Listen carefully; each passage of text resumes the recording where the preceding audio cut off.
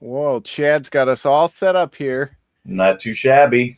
He had the where you click the button and it just automatically plays the intro. You don't Nice. even need him anymore.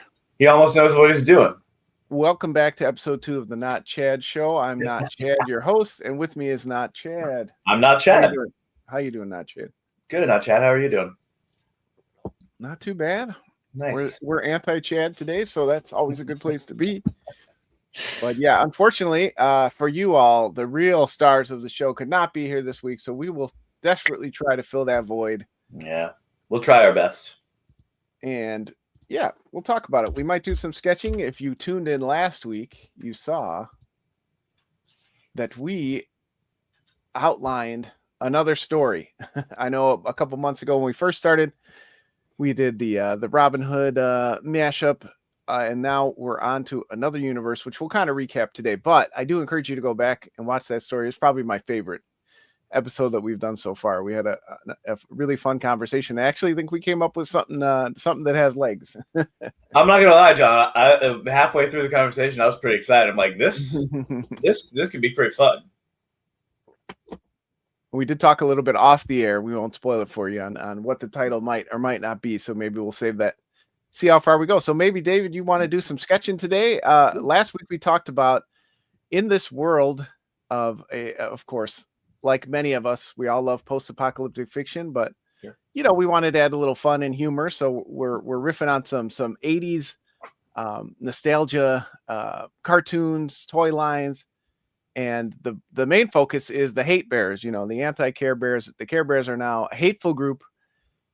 Which we could talk about how that mimics reality these days. But maybe you want to draw some hate bears. Maybe you want to focus on the. Go ahead. Instead of the Care Bear stare, it's the, what are you looking at? Hey, get over here. Forget about it. Yeah, so we had a good time talking about it. I might pull up the notes here. I should have probably been ready for that. But I've got it all right up here, John. I've got it all right up here. I know I don't remember if it's hard to, time is a flat circle, as you know. Of course. So it's hard to remember anything, but I think you just announced another trade paperback. You want to drop a link in the chat? I did. Over summer, I published issue 32 and 33 of The Offspring and realized that with issue 33, I was ready for the next trade. So I put the trade together, volume 8. Collecting issues 30, 31, 32, and 33. It's the big climax of my 8-issue time travel story for season 3 of The Offspring. So super excited about it. And I am almost prepared to start penciling and inking issue 34. So I'm putting out some books, John, just putting out some books. Yeah, and I know I've said to you before, I mean, that's a monumental task for an independent creator to have that many issues under your belt to really, a lot of us will sit down and try and do that long epic story, and you've really stuck it out. So I think people should really check it out. I dropped the link in the chat. We'll add it to the show notes. Awesome. Thanks, John. Yeah, I'm either stupid or crazy or both at the same time. A little bit of everything. A little bit of everything. I'll take it all. I'm happy to say it's all. That's fine. And next week, I have, with my awesome creative team for Child Possession Services, we are wrapping up the series with its 4th issue. We are not so naive to think we'd ever get to 35 issues. So we're bailing. No, it just felt like a time to wrap up the series. There's more stories in the universe of our social worker for possessed or recently possessed children. But it felt like a good time to wrap it up, and then hopefully a trade in the next year. And then we'll see if people want to return to it, or there's a hype behind it, but can't do it without you all. The Kickstarter launches Tuesday. Again, I'll drop the links in the chat.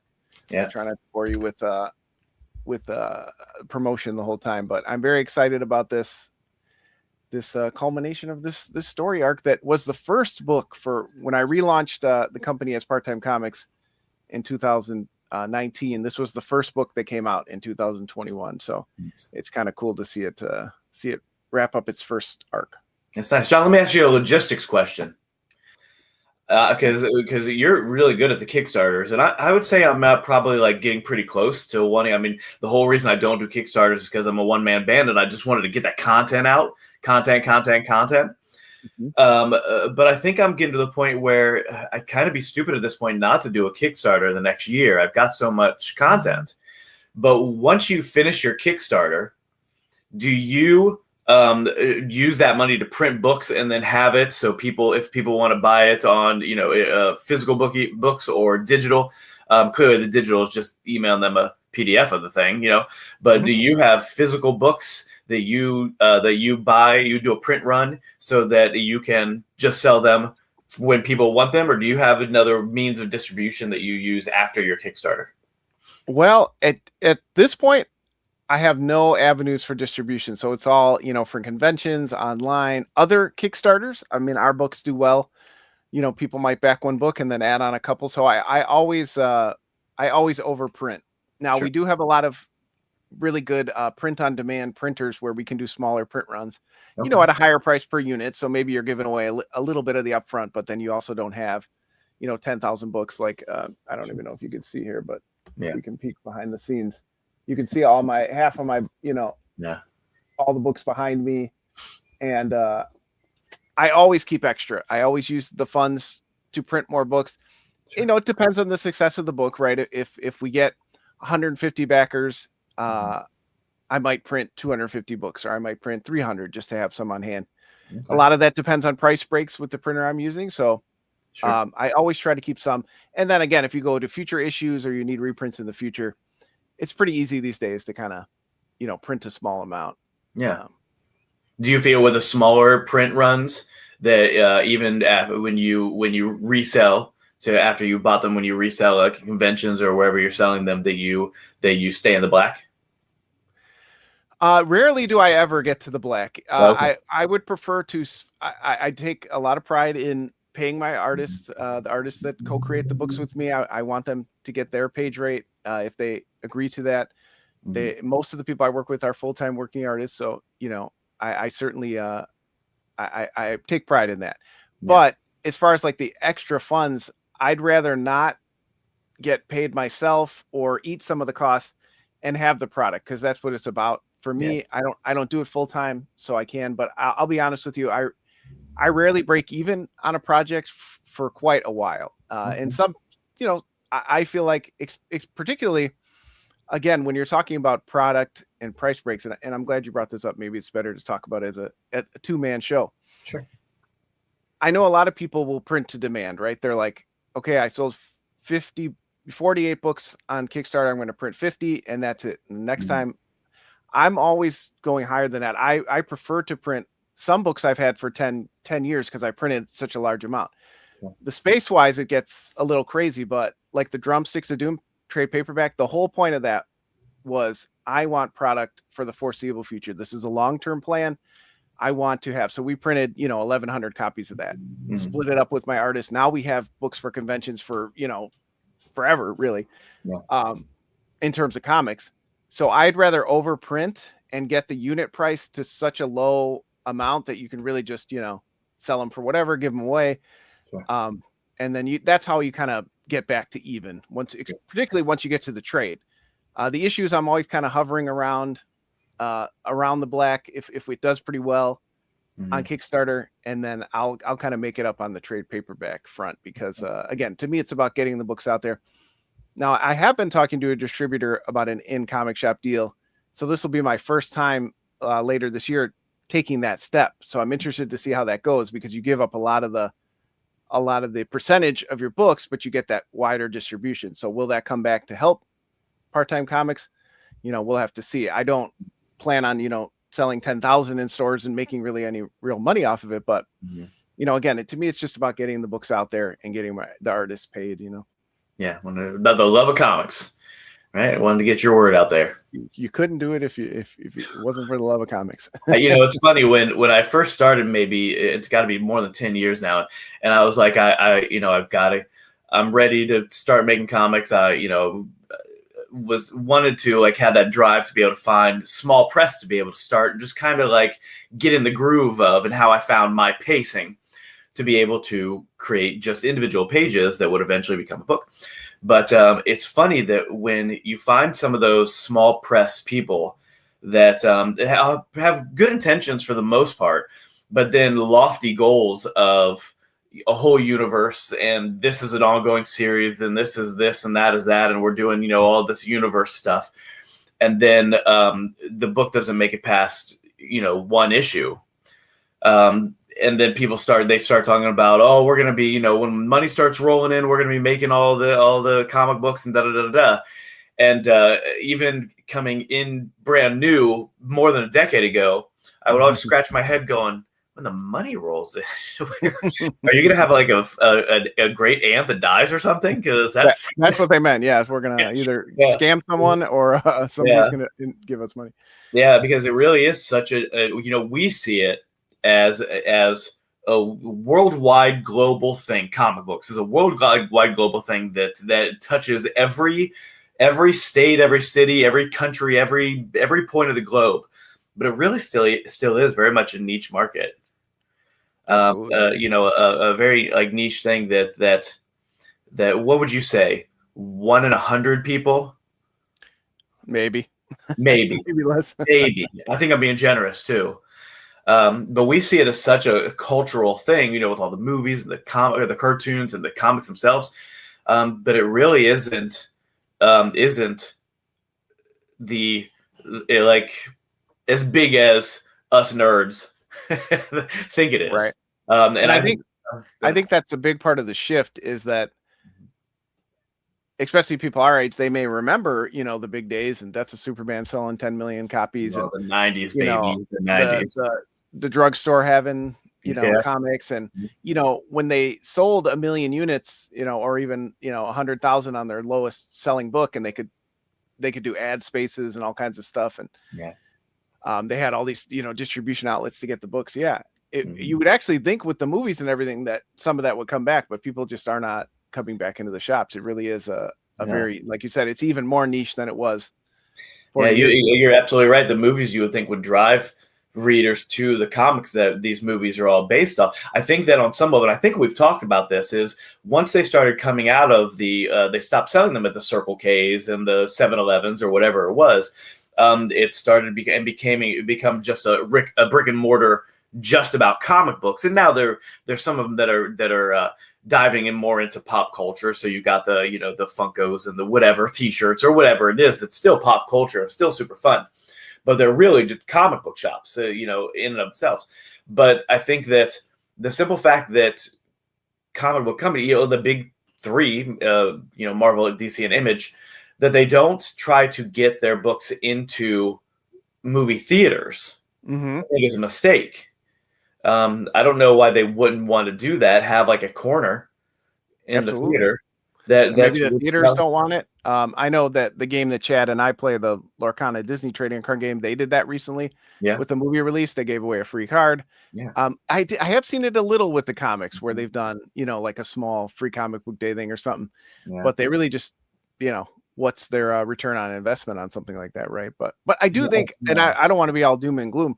I don't want people to think there isn't avenues to make money, especially if you can do it all, right? If you can write, draw, letter your own comics, get them printed, for sure. And as long as you're smart with your decisions, right? You don't overspend on books, you don't overcommit, you don't buy expensive products or like tchotchkes to sell and stuff like that gets in the way. There is a way, and I think part-time comics 5 and 10 year plan, I think we're still on pace for that. Yeah. But even with the Kickstarter funds, people will look at it and go, oh my God, John, you got 200 backers, you got this. It's like, well, the budget for the art was $4,000 and the printing was $1,000 and the shipping was, so yeah. But I think there is ways, as long as you're smart. And again, you don't make any huge mistakes. I think that's what happens a lot of times with creators. Like you said, they intend to do this huge universe and they like pay an artist up front and then the artist doesn't deliver. And now they're really stuck because they can't, come up with, another second set of funds to do issue 2. And, it's not really of anyone's fault necessarily, but those things happen because, you're essentially a small business. And if your funds are tight and you make a mistake or like I said, order the wrong product or too much of it, or there's, I don't know, flood in your basement, you could be out of business, in the next couple of weeks, Yeah, 100%. I think that, being myself a one-man band, I think that staying in the black is something that kind of drives, the want to be able to make sure that I'm not over ordering books. That when I go to cons, I'm pushing. I'm not sitting there drawing with my head down and they're just seeing the top of my head. I'm looking like, hey, you want to buy some comics? Hey, you look like you like comics. Come and look at this and whatever. To where if I'm at a comic book shop, I'm walking out of there feeling like, okay, I not only sold the product, I sold myself, and I got more eyes on the book, and I got more people that are gonna share, gonna whatever on the book. So it really is about. I think you're absolutely right. Really about like not overextending yourself and knowing exactly what you are and what it is until you can take that next little step. Like I was talking last night, I was talking to a buddy on another podcast, and he asked me kind of the same thing that we were just talking about, was that don't be an idiot and try to do 50 books of a series when you first start out like I did. And I said, once I got to issue 33, I was like, oh, holy cow, I'm going to do 50 issues of this book. When I started at 1, I'm like, how am I going to do 50 issues of this book? I'm an idiot. And then I got to 33. I'm like, oh no, I can do this.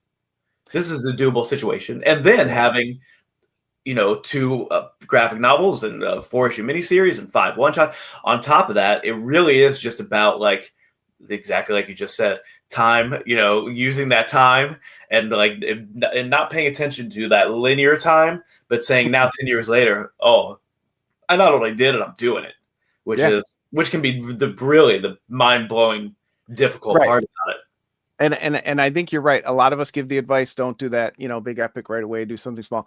But if they listen to your first part of your story and then they think, oh, see, anyone's can do it. Well, you got to listen to the subtext there too, right? The disclaimer, because you did it right. You were slow and steady, intentional with your work time, and, just keep putting out product. And now I actually think you're in a great position where I think you're giving away some of your overhead with things like Amazon print on demand. Yeah. And now, like you said, I think you're primed to do a Kickstarter for like the omnibus or something like that.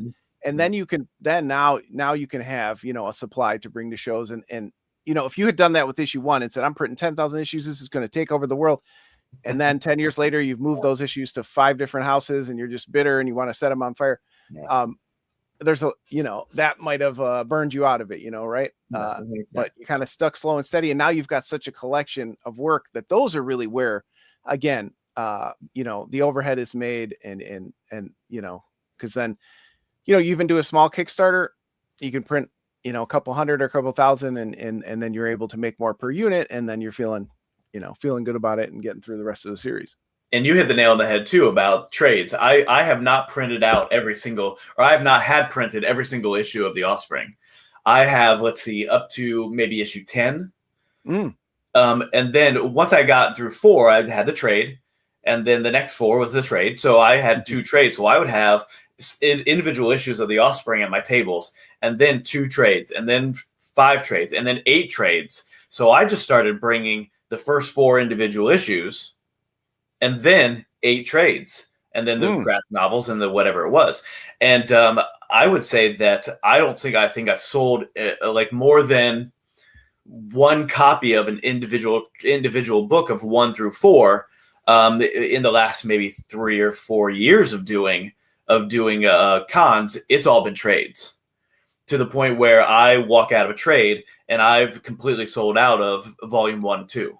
So I got to go back and order more. So it's, I really do think that if you're doing this before issues, yes, but that trade for me is where it's really been like taking it to the next level. And the graphic novels, because they want that full story.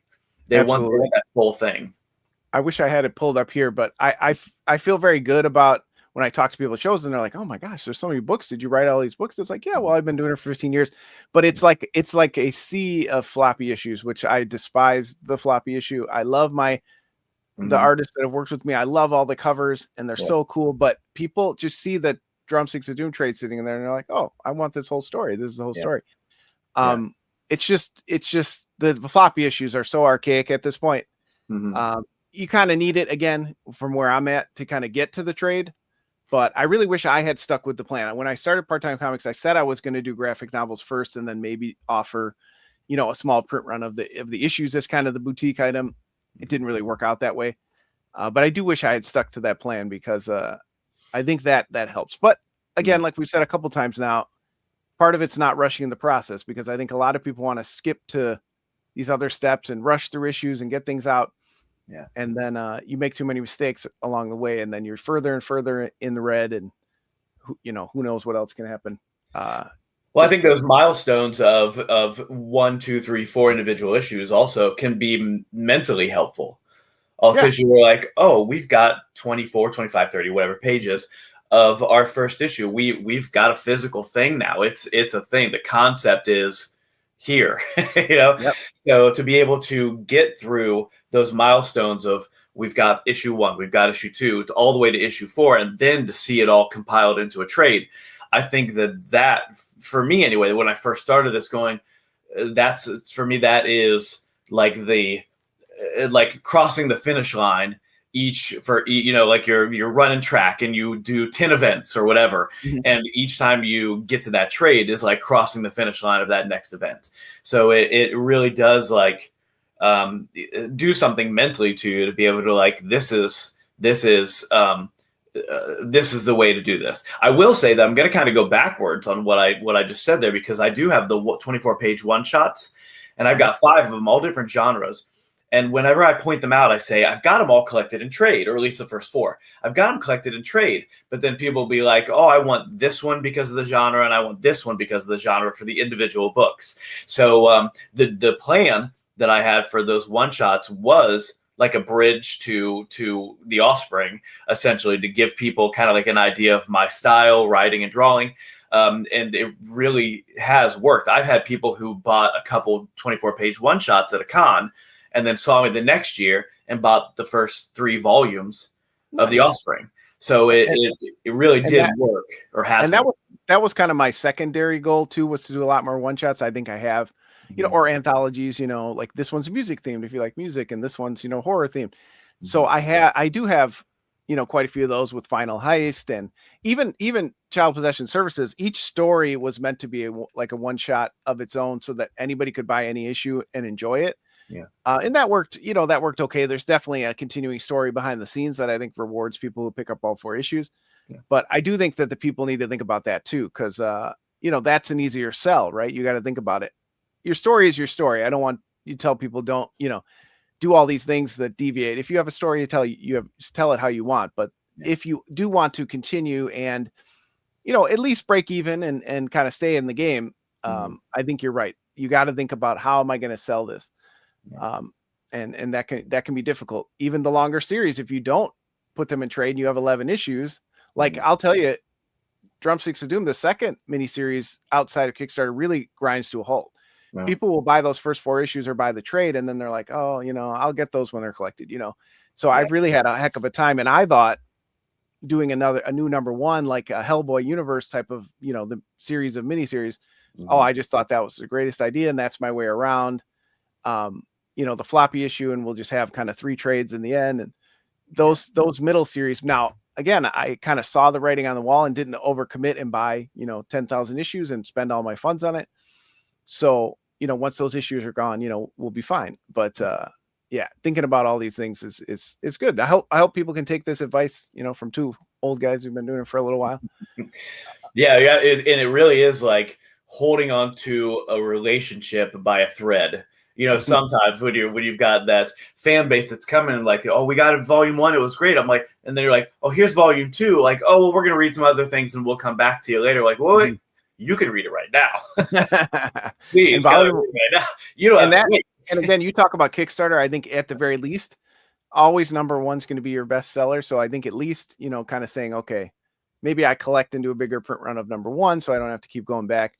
I think you're in a prime position to do that and be successful. Chad and I obviously have experience with it. We'll help you through it. Yeah. We can talk about it here on the show, and you can, Yeah.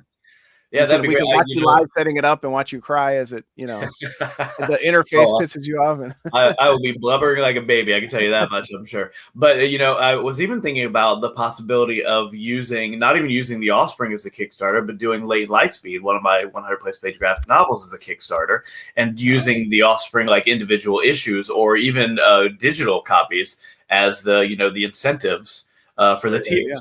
So again, that using that. And that is something I see people don't do. They don't want to. People tell me they don't want to mix the money or mix the brands because they worked with different people. And for me, again, if you agree to it, I just pay you outright, and then as a publisher, I can just use it however. Yeah. So I don't worry about this comic was $1,000 under budget, so I really shouldn't sell it. Just get the books out there. It'll work out in the end. Yeah. And I think, again, it's good. You've got a wealth, even that digital, you'll be surprised how many people are just like, oh, I'll take all your digital books for $50 or whatever. And you're like, that's a great feeling. And easy, like you said, just email them the things and they get a ton of books and you get, this digital money to help. It really is an exercise in patience, isn't it? Like you know that eventually it'll pay out, even just emotionally, because you created a thing. You have a thing. Like I was talking again to my buddy the other day, and we were saying that with 4 omnibus volumes of The Offspring for each of seasons, it's going to be 4 seasons all the way to issue 50. I was going to have them professionally bound for my kids, so that they have like a hardcover version of The Offspring to be able to take and give to their kids and their kids and their kids. And my plan is 100 years from now, my volumes, 4 volumes are sitting on one of my great grandkids' shelves. So for me, while staying in the black, while selling the books at the cons, while building the fan base, all of those things are very important to continuing to doing what I'm doing. But it really is about, we're a blip in time, and have something, that physical thing, so that my generations of family can have it is to me really important. I like playing the long game. Yeah, no, I think that's good. I think it's working in your favor. Yeah, and I think a lot of people lose sight of it. Like we all, I want this series done, and I want to work for Marvel, and I want to sell 10,000 copies or whatever. There's a lot that doesn't have to do with the financial and the sales aspect of comics. If you don't enjoy that, like you said, the little moments, the successes along the way, I think those are people who get burned out too, because they're like frustrated. Well, why isn't my book as popular as this person's book? Well, you do have 200 backers. That's a great milestone. And or you did create this thing, and now you have it forever. I think Mike Mignola once said, his frustration with Hollywood is it eats up so much time, and he feels like, when I could just write and draw a comic, and at the end of the day, I drew my own comic, I have this thing in my hands, like you said, and we did this thing, and now it's here. He'd rather do that as a creator than, be mired in the bureaucracy of Hollywood. And because a movie, he said, doesn't feel like the product that he created with his own hands, Yeah, there's always those thousands of cooks in the kitchen who think they know his thing better than he knows his thing, or what will sell. Right. But they're making the movie of it because it's sold. Right. So why change it if you know it's going to sell because it's sold, because you're making the movie because you want to make a movie of something that's sold. Right. And let me tell you, I've never been in that position, so it's easy for me to say that's not the route you want to go. Right. But I think people don't think about that either. Well, maybe not being in that position is a good thing, right? Because I had a couple opportunities to sign with a publisher, very small deals, looked at the contract and said, no, I'd rather, again, have the book come out how myself and my co-creators want it to come out at the end of the day, then give up that control. Of course, if somebody came to me tomorrow, I'd sell out in a second if they're like, here's $1 million contract. But for right now, I'm saying, sometimes being involved in all that isn't as great of a feeling as people think, Yeah, I actually did the opposite thing when I first started doing a couple of things for small press, and said, hey, I have this book, and I had already kind of started drawing it and getting The Offspring out with another company, and decided, and it was not going well. The guy had essentially lied to me a couple times about stuff. I'm like, I'm done with this. And it took me a little bit of time to get him to stop selling the book on his stuff. There was some other little instances and things, but that was really where I was like, I don't need this guy. I don't need anybody. I don't need. I was like the jerk. I don't need you. I don't need anybody. Oh, but I need this. But this is all I need. I don't need that. Oh, I need to take this with me. But but I realized that I could just do it myself. So it really was that that flash moment of, oh, again, having like support like we give each other in the cosmos, but also having that control over what it is that you publish and how you publish and how it's presented to the world is super important to me. Don't be so quick to give that control away, right? And unfortunately, that the industry is littered with people with stories like that, where they thought they signed a deal with good intentions and then they have to fight to get it back. And I was fortunate enough that people shared their stories with me and kind of talked me through. John, I know you're excited right now to sign that dotted line, but let me tell you my experience and what I think, and ultimately it's better. And now, hopefully, with this distribution deal, which we'll be announcing soon, maybe it was for the better. And then again, that's a deal where we give up a little more of the financial pie, but we have total control still, and we can pull out anytime. And I'll let you know how it goes. But yeah, anytime you want to do a Kickstarter, dip your toes in there. Chad and I are here to help. And it could be an interesting talking point on the show of old man tries new things. Yeah, definitely. Yeah, that's something definitely that we can talk. I think, like I said, I'd be stupid at this point not to do it.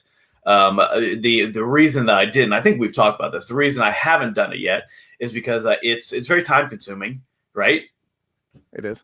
So I wanted to be able to make sure that if I was not spending time with my wife and kids, that I was spending it creating the thing. But the Kickstarter can be a way that I could, build some funds to be able to continue to create that thing and maybe even add new stuff to it. So it really is, again, just, checking off the boxes of the pros and cons and seeing if there's more pros. Yep. That's all you can do with your time on this earth, right? Yep. Try and use it wisely and intentionally. And again, I'll be honest, I've hovered over your trade paperback many times on Amazon, and I'm like, I ain't giving Amazon my money. So I'm waiting for that. I'll be the first backer on Kickstarter. I want that omnibus. It's like 24 freaking issues. That's one of the problems that I have is that Amazon is evil. Yeah.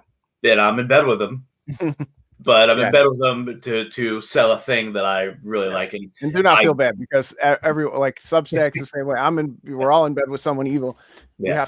We have to try to compartmentalize that stuff. But again, for me, I was like, I want to give David as much. So I was hoping you would soon take that step. Definitely. I think you guys have really talked me into it also. Because for a decade, it's been, talking on other shows and all this kind of stuff for people I don't really know. And they're like, oh, you need to do it. I'm like, I don't need to do anything. Shut your mouth. Don't tell me what to do. Hey, forget about it. And then speaking with, talking with you guys and going, I need to probably do it. So yeah. So we can move on to a different topic here, but yeah. Before we move on, don't blame that on me. Okay. Don't put that on me. All right. Now you put it on me. I'm going to feel guilty. When it makes 35 cents, it's that's another thing too. The number, like what number do you settle on? But that's all things we can talk about later. Yeah, so we can talk about that. And luckily I'm not in a position where I need the number. So, right. So it really is just when you're in that point, it's all gravy. Yeah, I think that's a good place to be. Just giving opportunities to be able to build on top of what I've already got. So, okay. You want to talk about the Hay Bears? Let's talk about some Hate Bears. Yeah. What ideas you got? Who's our favorite? I think we were mulling over some of the names of these things, and as we were doing that, I kept thinking about other 80s properties that we could make a little allude to. I think we had 5 of the main properties that we were going to drag a character out from each of those properties to be on Steve and Blue's team, right? Mm-hmm. Yeah. So for people who didn't see the episode, so Steve from Blue's Clues and Blue, who is still a cartoon dog but now grown, are the protagonists of this story. The Care Bears, the Hate Bears, have taken over Manhattan, and there are other toy animal groups that are trying to recapture Manhattan, or really just kind of live in Manhattan with these hate bear mafia characters who are like just like pinching them for money. Was that the word, pinching them for money? That just use them to gain more. It's good. Yeah, that's a good idea. We've got to like have something that they're like mining for the hate bears. Like, could it like gold, but not gold? Does that make sense? Like they found a thing of something in Times Square that now they're mining, and they use the Snorks and the Get Along Gang and the whatever it is, the Smurfs, to be able to mine this thing. That's a good idea. My initial thought was like it's something like novelty related, like Monopoly money or something like that. But you're right. Better 80s something. That's a great idea. Oh, they could be mining for like Ecto Cooler or something like that. I like that. That's good. Yeah. So something that what is that? Crystal Coke? Not Crystal Coke. Crystal Pepsi. Crystal Pepsi. So they found Crystal Pepsi. They found a big reservoir of Crystal Pepsi underneath Manhattan. That's amazing. They tried to find those old Atari ET games that were poorly buried in the desert, right? Nice. Now you're talking. Maybe the Crystal Pepsi has turned into like, or it's because of it's got so much 80s properties to it that it's like a drug to these characters. So they're mining it to be able to keep all the other Care Bears and Get Along Gangs and whatever high. Absolutely, it's all about getting high. It's like the 80s. Everybody's doing Coke. Like the 80s. Yeah, just like the 80s. Nice. And instead of Coke, it's Pepsi. It's Crystal Pepsi. Crystal meth. That's nice. Yeah, they were always fiending. I was supposed to be presenting the screen. Oh, there we go. As you can see, Chad's notes were not extensive, but that's okay. That leaves us room to to grow. Let's see if I can get a little drawing here of one of maybe the main character, our hate bear. We had a couple like the Kingpin Bear, Toxic Bear, Stabby Bear. I've got Stabby Bear, Toxic Bear, Death Bear, Stitch Bear, Kingpin. We called him the Cash Money Million Bear. Like that. Yeah. I would pick one out. I don't know. It depends on how fast you can draw here in 20 minutes, but yeah.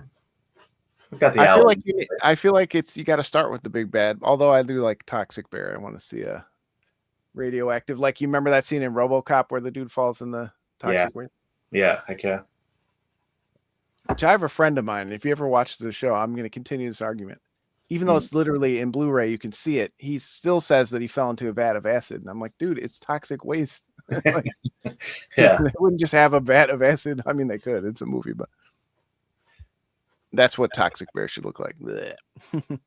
Nice. Let's see. So I've got trying to get the basics of a Care Bear here first, and then I'll manipulate it as I go. They all have heart noses, but that seems disingenuous at the least for the hate bears. Wow, I never noticed that the Care Bears have heart noses. Well, they do on the pictures that yeah, they do. Or is that just kind of the shape of a nose in general? I'm looking at here on the interwebs. Oh, they got a graphic where you can see label all the parts of the Care Bear. I just Googled Care Bears and images, and now I've got 400 pictures of the Care Bears in my feed. Facebook is saying, "Would you like to talk about Care Bears?" Yeah, I guess you're right. Even the new ones have little heart noses. Little heart noses. How about that? Yeah, they could be upside down. They could be. Let's see the mouth here. Their mouths are kind of weird now that I'm looking at it here, because they usually have like the little upside down Y for animal mouths, but these guys don't. Okay.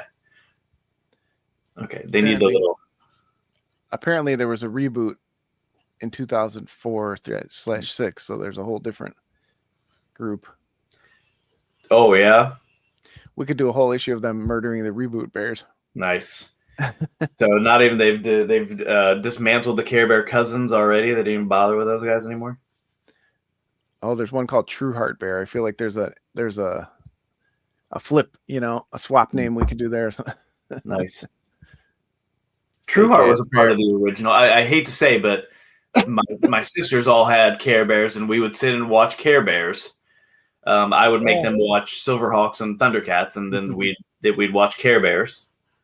Oh, you had nice siblings. So I don't feel like my sister, although I liked Care Bears, I was a little. She would never watch our stuff. We had to watch all her stuff. No, really? Beauty and the Beast and the Land. She was 4 years older, so she was the. There you go. I was going to say older sister or younger sister. There you go. But I watched it with my daughter, of course. We, my wife had the DVDs or whatever. Got them. And boy, like many of those cartoons, it just was nonsense. The movies, I think, hold up though. I think the movies actually were better than a lot. It actually had a decent, plot and story. But sure, as far as Care Bears can go, I don't know if I've ever seen a Care Bear movie. Oh man, maybe I'm missing out. That's where the Care Bear cousins come in. Oh, I think you're right. Maybe you know what? Maybe I have seen it. It's been 40 years, so I don't really remember. But I was the second oldest, so my brother didn't really care about cartoons. But being the second oldest, I was able to bully them into watching what I wanted to watch. And then my dad would come in and say, "All right, now you got to watch whatever they want." I said, "Oh, geez. Oh, man. Oh, gosh. Okay. I guess I'll watch the Care Bears." I guess. Well, let's look at while you're doing your thing that we can't see. We'll look at some Care Bears of the past. True Heart, I believe, was one of the leaders, if I remember correctly. And we people are going to criticize us as non-Care Bear experts. We shouldn't be adding them, but I think no matter what we do, people will criticize us. So let's just do what we want. Who were the Care Bear leaders? True Heart, I definitely remember. Tender Heart, there we go. Tender Heart.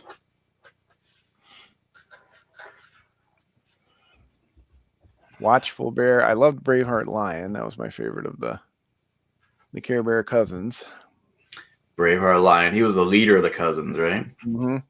Definitely. And I don't know. I think it does say here. Yeah, Dan Hennessy did an amazing voice, and he had done several others in that era, where they kind of use the same 10 people to voice all those, cartoons. You hear them all the time. Yeah. Let's see here. I kind of wish I put with teeth in there, so some of the teeth were a little rotty. I mean, this is just a first drawing here. So and then here, maybe it has really long. I'm putting you in solo if you want to hold it up. Yeah, I'm almost there. So this is just the first little thing here. Perfect. Yeah. It's ready. We're going to Kickstarter tonight. That's happening. I should sign this. 10 grand. Nice. Let's see. Little like pupils, tiny little pupils, so they look like very crazed. Which one was that? This Toxic Bear. Toxic Bear, right? Yeah. I really like the symbols that we put on. One of them, if you remember, the symbol is actually ripped off of the bear, and then it was stitched up, so you couldn't tell what the bear symbol was. Oh, that's a good idea. Yeah. Whoever came up with that one. I'm sure it was Chad. I'm sure it was too. Him so smart. All right, let me go back to the document. Yeah, he's gotta have like toxic waste, like dripping, and blah, blah, blah, blah. Oh, the knife with blood, the skull and crossbones, stitches. Yep. Snitches get stitches after all, says Snitch Bear. So we also talked about, quite frankly, one of my favorite animal groups from the 80s, but nobody seems to really remember them. The Shirt Tails. The Shirt Tails. Yes, you've brought this up a few times. I have probably more times than Purely Man should be bringing it up, right? I do. Like I said, I remember having some of the little toys, because obviously you remember an animal with like a shirt on. Yeah. I remember them like laying around when I was a kid, but I don't really remember seeing much. So Check out I'll the put it up tail. here. I'll hold it up here again so people can remember what the shirt tails are. They I think the show only lasted for one season. Let's see if I can get a good one here that has there. Yeah, the thing only lasts for one season. Whoop. In there, and they were I believe we talked about them. Were they owned by Hanna-Barbera? And Looks like it. I think they were used as like Hallmark greeting cards. That's how they started. That's how they started, and then it became like their own TV show because it's always got to have its own TV show. But we had said the orangutan. We talked about the mole. There's a panda, a tiger, a raccoon, and a monkey. Monkey. And we I talked got them about up now. Oh, yeah. We got some there we Hallmark shirt tails toys. Nice. Is the monkey what is he? An orangutan? That's my best guess. Yeah, he looks like an orangutan. Raccoon, always good. Got the mole. Panda. Nice. Tiger. So we had talked about I like the idea you had of their shirt, sayings changing, And we had talked about the orangutan being the only one that survived, of being an adult now. Yeah. So he's like the big man. Overly sized alert. He's been hitting that ecto cooler too much. Yeah. Juiced him up. Yeah. I love the idea that they're all addicted to this thing. So their motivations aren't just getting rid of the hate bears. Their motivation is also to be the ones that control the Crystal Pepsi. Mm-hmm. We clearly can't call it Crystal Pepsi. We just call it Crystal, right? There you go. And maybe they have the little packages that has or like Crystal Pop or something. Something like that, yeah. And then they can argue about, is it pop or is it soda? So let's see here. Let me get a little. It's sody pop.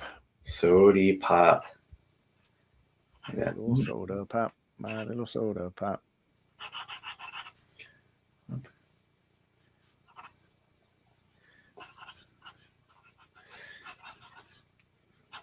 Oh, this orangutan has got some X-rated nipple showing here. So let me see if I can. She looks great. I'm not here to judge. Oh, you can get us kicked off of Twitch. Oh, we're not. Whoops. Whoops. Okay. Here we go. My little soda pop. So and the shirt's too tight.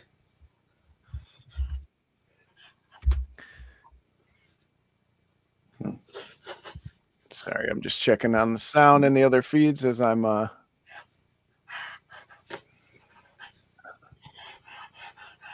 So to get a basic idea here of what our boy's gonna look like.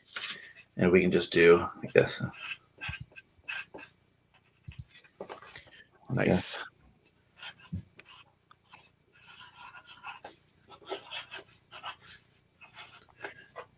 Hands. Okay, let me ink it. Let me ink this bad boy. It's going to print. Right. But we had not come up with names for all the groups. We had talked about the Snorks. And we called them the Water Jerks. The right? Water Jerks. We had talked about the Smurfs, and we were trying to come up. They could be like the Underground, but we hadn't come up with a name that would be obviously the Smurfs, but not the Smurfs. Mm-hmm. And then there was another Get Along Gang. We had one more group, didn't we? I want to say it was like the Pound Puppies, but oh, that was a good one too. Now that you mention it, we had Shirt Tails Get Along Gang. The Wuzzles, was that the one? The Wuzzles, that's what it was. Yeah, where they combined animals together. Yep, into one nasty John Carpenter's The Wuzzles. Yeah. So where's it? Yeah, I think we call it the Who's It's or the What's It's or something like that. The Where's It's, yeah. An amalgamation of each Wuzzle. All right. But yeah, if you're watching this on YouTube, we haven't gotten any YouTube comments in a while, so let me talk about that.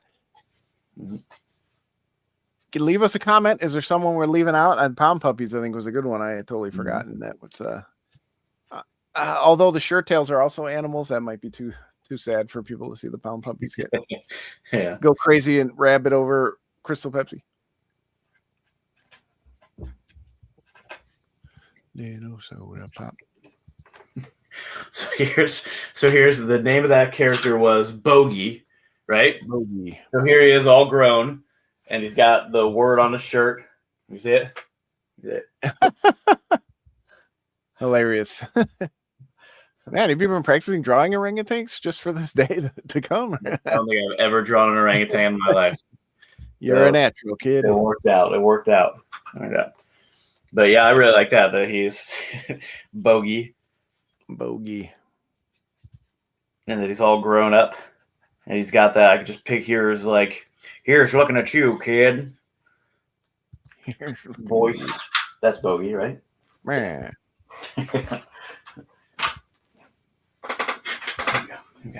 Just checking the connections behind the scenes, doing my Chad part to make sure the cylinders are firing as we get to already. Nice. We've wasted an hour of our lives together. It's never a waste. Never a waste. Let's see. I just want to add in some little bump. Okay. So I kind of want to take. What do we have here? Oh, I have like 10 minutes. Mm-hmm. I kind of want to do a snork. Oh, snork. Yeah, that what's it called? Okay, let me get it. I ran out of paper. Let me get another paper. If we ever do decide to go to pages for this, I kind of like the idea of the quicker the better. Yeah, just bust it out. Just bust it out. Go with whatever. I like that. I like that idea too. Let's see. We'll make it a 16-hour comic. Just has to be done in one day. I love it. Let's see. Okay. Oh, I can do some stuff with these guys. These guys are nasty. Yeah. Yeah. I'm gonna make them like crazy. Like, let's we'll show on the screen here some snorks for people. If you don't remember, I don't know why. It must have just been the channels we had or whatever, but I do distinctly remember the snorks more than others of this era and the Smurfs. Yeah. I don't remember who or what network it was on, but apparently it was on for 4 years is what it's telling me. It's one of the few shows of that time that has not been rebooted. Yeah, I bet. Correct me if I'm wrong again, YouTube chat. You'll tell me I'm wrong, but yeah, can't say like Smurfs. You remember, they had a villain. They, he was always trying to eat them or whatever. I don't remember much about the Snorks. Why were they? I remember the octopus was like their pet, right? Am I remembering that wrong? I vaguely remember an octopus. Yeah. Let's see. What? So we called them the hate jar, and they were like, I got it. Or the water dorks, maybe it'd be better, right? Because it sounds like Snork. I don't know. Oh, I kind of like that. Water dorks. And it's like the Care Bears, the hate bears making fun of them. I kind of like that. Let's see here. I can't really see the picture that. Oh, okay. They've got these little flat feet. I need to make sure I get this flat feet in there. There we go. Okay. And then let's see, maybe he's got let's see, what are some of these guys holding on to here? Yeah, there's the little octopus, Aki. Aki, of course. Of course. Why wouldn't you call your octopus Aki? I can't find a decent high resolution image to show on the screen for people who don't remember the. Yeah, they're not great here on this. Oh, I know. They do have their own Facebook page apparently. So oh yeah, you're into the Snorks. Yeah, follow them on Facebook. They do. It's funny. That's funny. Why? Oh, I guess you're nerds like us who are talking about it still. Right? Yeah. Okay. Mark my words. Any day now they'll announce a reboot. Okay, I mean, ink it. What do we have? How much time do we have? 5 minutes? Okay. 5 minutes. I can do this. Almost exactly 5 minutes. I can do this. I'm going to fade to black right before you get it up. Oh, no. Cut you no. off.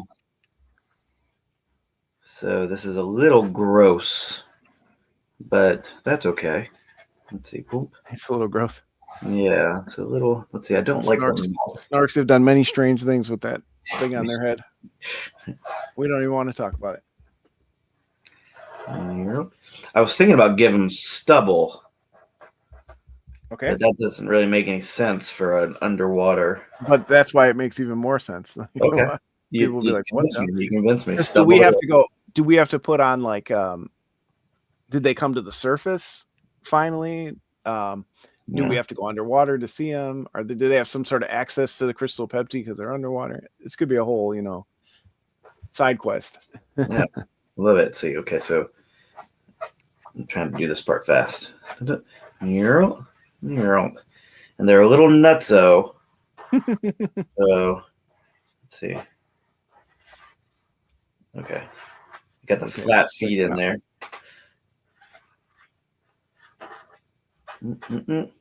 Okay, I think I got it here. Let's make him a little like inquisitive look on his face.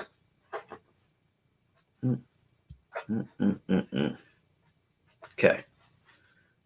Okay, I think I got it. It's the quickest drawing ever, but here we go. The water jerks. Oh, see, that's awesome with the stubble. That's perfect. His face would be too plain without it. He's like, "Wow, you got any spare change, buddy?" Nice. The dripping here, the dripping out of his little snorkel thing. Gross. They're always dripping. Maybe the hate bear, because I'm sick and tired of those water jerks. They're always dripping out of their snorkels. They're always freaking wet. Awesome. And you did it with 3 minutes to spare. 3 minutes to spare. Oh boy. Now we really got something going here, John. Now it's happening. So Marthias and Chad, you missed out. You gotta jump in the comments. Let us know what you thought. Did we miss anything that you guys want to talk about? I think it's a great start. I think we found something. We found it. We've got all the designs of the 5 main hate bears. We've got designs of all that stuff. We're good to go. We're good to go. It's going to start happening. Maybe thumbnails next time. Oh, maybe. Yeah. Oh, we still have to like hone in on a script.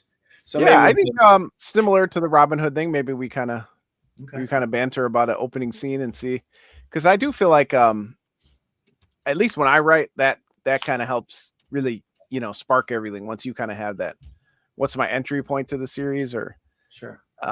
That seemed to work last time, but yeah, maybe we'll do that next time. Give you a break from drawing. Yeah, that sounds good. Maybe even we could do like one like a main scene, like how how a battle or something like that. We don't want to give away the story or anything, but something that's going to have all the characters in it, and then we can kind of wrap the narrative around that. That sounds great. Oh, like Steve and Blue are surrounded by the hate bears. And then they like start hitting them and whatever, and Blue's like tearing up like some of the hate bears, but the hate bears like overcome them, and then suddenly all the other characters jump on top of them, and they're overwhelmed by the get along gang or whatever it is. You are just so focused on getting them in here. Boom! I got to see Montgomery Moose on those skates, man. People need to learn about this Mandela effect that this show that doesn't exist. These forgotten things of the 80s, right? These forgotten things of the 80s. All right. If we forget them, we lose a part of ourselves. So we must force people to remember everything. It's so funny. I know we only have 1 minute. Have you ever heard of my wife will laugh at this if she ever hears that I'm bringing this up on the podcast. So you're a big rock and roll guy, right? Have you ever heard of the Canadian rocker Kim Mitchell? No. John. Is that another one that you made up? So after this, go on YouTube. Okay. So I'm not telling you to do anything. Go on YouTube and look up Kim Mitchell, the name of the song. He's got a greatest hits, and he's got some really good songs, but I think his best song is called Go for a Soda. Go for a Soda. Okay. It sounds stupid, but the guitar riff the main idea of the song is really, really good. It's a pretty rocking song. I'm not gonna lie to you. When I heard the song probably for the first time 5 years ago or so, it changed my life, John. It changed my life. I was like, Wow, what? I think you've been hitting the Crystal Pepsi too hard. Yeah, well, maybe. I was like, if this is out there, what else am I missing? And I started deep diving into other things too. Canadian rock. And I found so much more rock and roll, so much more great music that I'd never heard before. Kim Mitchell, Go for a Soda. Kim Mitchell. Anybody out there watching it, check it out. Kim Mitchell, Go for a Soda. It sounds dumb. The whole story is, so the song is about going for a soda instead of going for a beer because he had a friend that was killed in a car accident, drinking and driving. So the whole thing is, might as well go for a soda. Nobody hurts and nobody cries. Might as well go for a soda. Nobody drowns and nobody dies. Yeah. So it's a little dark, but the song itself is I think really, really good. Kim Mitchell, Go for a Soda. Kim Mitchell, Go for a Soda. We will leave you with that. Everyone, let us know what you thought of the song. I'm not Chad. This is not Chad. Give us a sign off. Thumbs up, thumbs down. Cosmos is awesome.